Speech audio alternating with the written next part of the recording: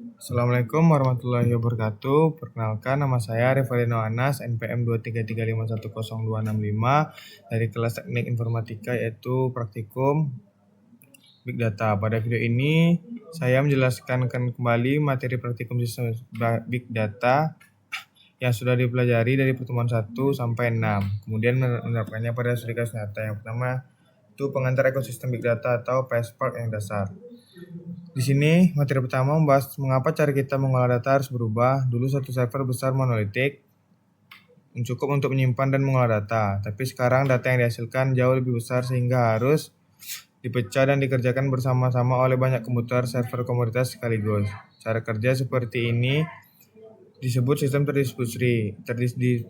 terdistribusi dan Apache Spark adalah framework yang saya pakai untuk itu karena ia memproses data langsung di memori atau RAM, bukan bolak-balik membaca dari hard drive sehingga jauh lebih cepat dibanding Hadoop MapReduce generasi sebelumnya. Karakteristik data yang membuatnya disebut Big Data dirangkum dalam konsep MAVI. Yang pertama itu ada volume, ukurannya sangat besar. Yang kedua ada velocity, kecepatan data masuk. Yang ketiga ada variety, bentuknya beragam. Yang keempat ada veracity, ada tingkat kepercayaan datanya. Yang kelima ada value. Di sini masuk ke pertemuan kedua yaitu ingesti data ke HDFS. Materi kedua ini membahas tempat penyimpanan di balik Spark yaitu Hadoop Distributed File System atau disingkat HDFS. Kalau Spark itu otak pemrosesan, HDFS itu adalah gudang penyimpanannya. HDFS memakai pola master slave. Nemnode berperan sebagai master yang hanya menyimpan metadata, informasi, lokasi file, dan pemiliknya, sedangkan datanode adalah slave yang benar-benar menyimpan potongan data dalam bentuk blok secara default berukuran 128 MB per blok.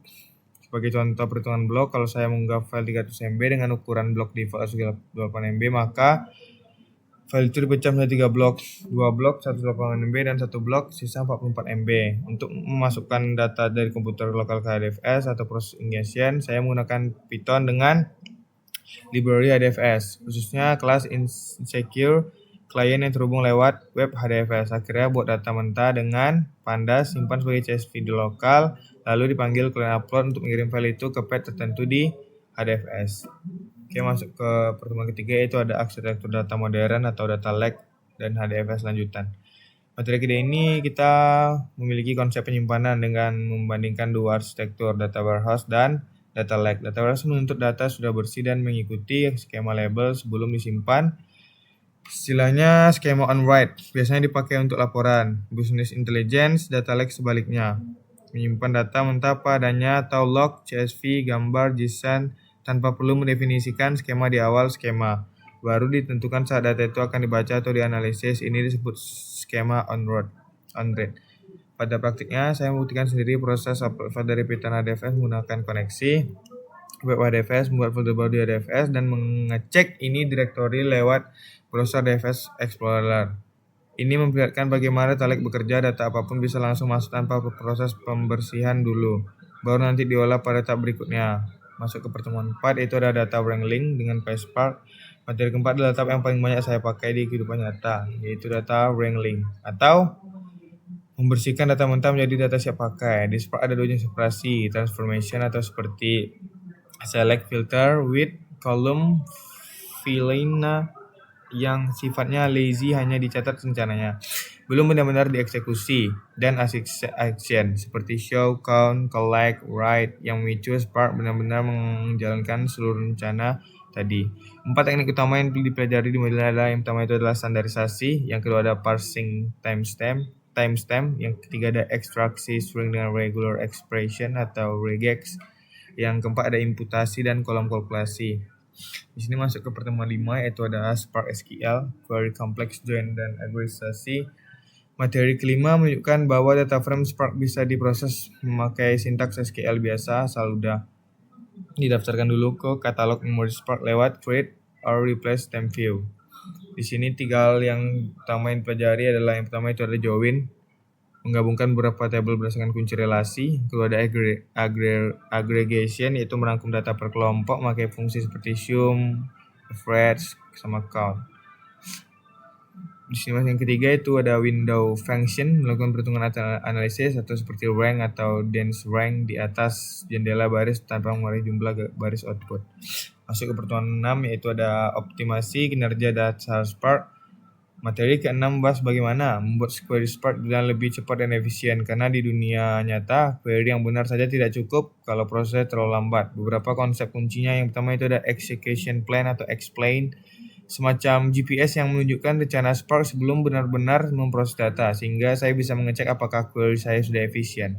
Yang kedua ada caching atau posisi, menyimpan tabel yang sering dipakai berulang ke dalam RAM supaya tidak perlu membaca ulang dari disk setiap kali. Yang ketiga ada partitioning atau repartition, dipakai untuk mengatur ulang jumlah partisi secara merata atau butuh shuffle penuh. Sedangkan collage dipakai untuk mengurangi partisi dengan cara yang lebih ringan.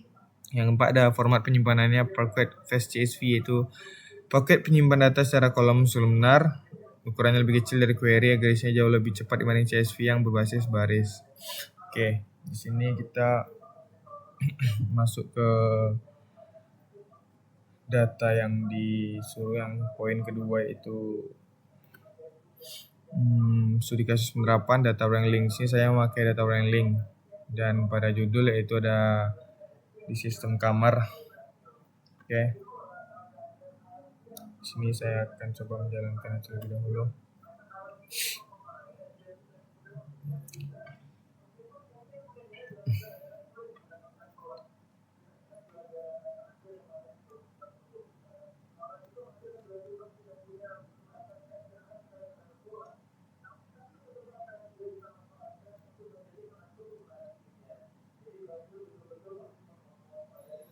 Ini lagi kita menunggu. Di sini ada sedikit penjelasan mengenai studi kasus saya yang saya pilih ini. Sebagai penerapan nyata dari materi data wrangling, saya membuat skenario baru yang berbeda dari contoh di modul. Bukan log transaksi e-commerce, melainkan data reservasi kamar hotel yang datang dalam kondisi kotor. Skenario dan datasetnya saya rancang sendiri. Teknik pembersihannya tetap mengikuti konsep yang sama seperti di modul: regex, timestamp, imputasi dan kolom kondisional. Oke, sini lagi apa?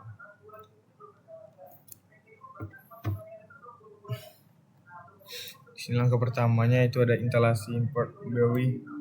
Di sini langkah itu membuat dataset mentah kotor, yaitu yang dataset ini adalah simulasi dasar reservasi hotel yang belum dibersihkan dengan beberapa masalah data kasus nyata. Yang pertama itu guest name ada yang nol, ada spasi berlebih, ada yang huruf kecil semua atau besar semua. Kedua ada check-in row memiliki 3 format tanggal berbeda dan ada yang nol. Yang ketiga ada booking status bervariasi, confirm, cancel, pending, and error. Dan terakhir itu booking detail adalah salah satu string gabungan berisi tab kamar, jumlah malam, dan harga per malam. Masuk ke yang keduanya, ini ada data mentah kotornya. Setelah itu masuk langkah kedua itu standarisasi teks dan penanganan nilai kosong. Username yang bernilai 0 diganti dengan label tamu tidak dikenal. Nilai lain dirapikan, dibuang spasi lebih trim, lalu menjadi diseragamkan jadi huruf kapital. Ini dia hasil standarisasi nama tamunya. Yang ketiga itu parsing timestamp dengan 3 format berbeda. Kolom check-in row memiliki format yang tidak seragam. Ada yang memakai huruf T atau ISO, ada yang memakai garis miring, dan ada yang memakai spasi biasa. Semua diseragamkan menjadi satu kolom baru waktu check-in bertipe timestamp. Ini adalah hasil parsing tanggal check-in-nya. Ada reservation ID, ada check-in row, dan waktu check-in-nya. Sini masuk langkah keempat, yaitu ada ekstraksi regex dari booking detail. Kolom booking detail berisi 3 informasi sekaligus dalam satu string. Contoh, room, deluxe, next, free price 85.000, 850.000, yaitu regular expression dipakai untuk menyisakan tipe kamar atau room type, jumlah malam atau nights, dan harga per malam atau price per night. Jadi kalau masing-masing, ini adalah hasil ekstraksi regex-nya, reservation ID tadi, booking detailnya, dan ada room type-nya, ada yang deluxe, ada standar, ada yang suite. Sini next-nya ada 3, ada 0, ada 2, atau 1, 4. Ini adalah harga per malamnya. Masuk ke langkah kelima, kita ada imputasi nilai kosong hasil ekstraksi. Baris res 002 dan res 003 menghasilkan nilai kosong setelah diekstrak. Karena next 0 atau karena booking detailnya memang bukan format valid, nilai kosong ini diisi dengan asumsi wajar room type, unknown room, next-nya 1, price per night, and 0.0. Ini adalah hasil imputasinya. Masuk langkah ke-6 itu ada kolom kalkulasi berbasis logika bisnis. Kolom baru total price dihitung dari next per price per night, namun jika status reservasi adalah cancel atau error, maka total price otomatis dibuat 0.